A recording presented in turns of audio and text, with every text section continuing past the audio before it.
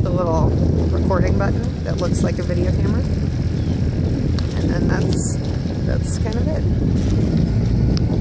Okay, so in this 4, the main thing is you can kind of see when people are picking up the boat at different times throughout the drive. So you can see there's a little bit of a delay. So the blade timing isn't necessarily directly on, but you can see that folks are kind of actually yanking at different times. So Colleen's a little late, Robin's a little early, Kim is in the middle, Schmant is right at the catch. So that's going to be the goal here, is to really try to match up those pulling timings of actually when the force is being applied. Okay, here in the double, you can see that there's a little bit of shooting the slide, so that seat is moving, but the back's not coming with it and the hands aren't coming with it. So the goal there is to kind of keep the chest up, and you've got to actually lift with their back a little more on the leg portion of the drive. And it's not actually lifting with the back, although that's the statement.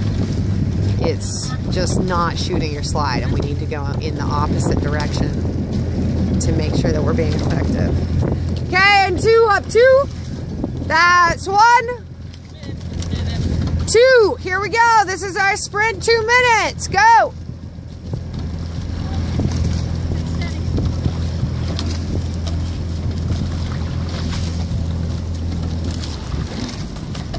Okay, these boats are a nice, pretty even speed together, so they're able to kind of gauge when they're being effective or more or less effective based on their speed with each other. So they've been kind of going back and forth.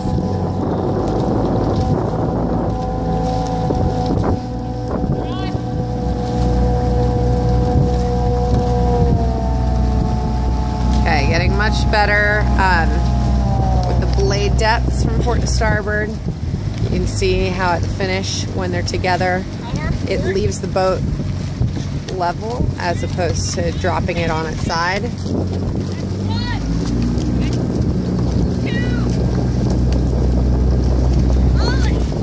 Keep those blades in the water through the finish.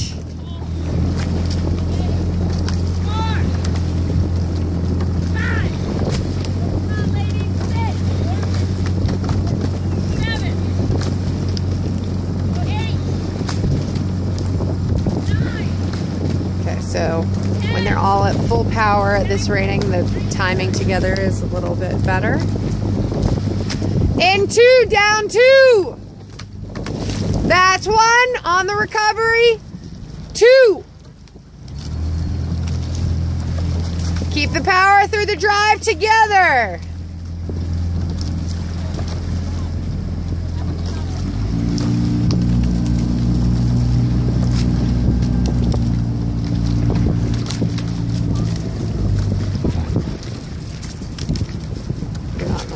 Not even in the picture, you're fine. Well, now you are. Hi, Dee Dee.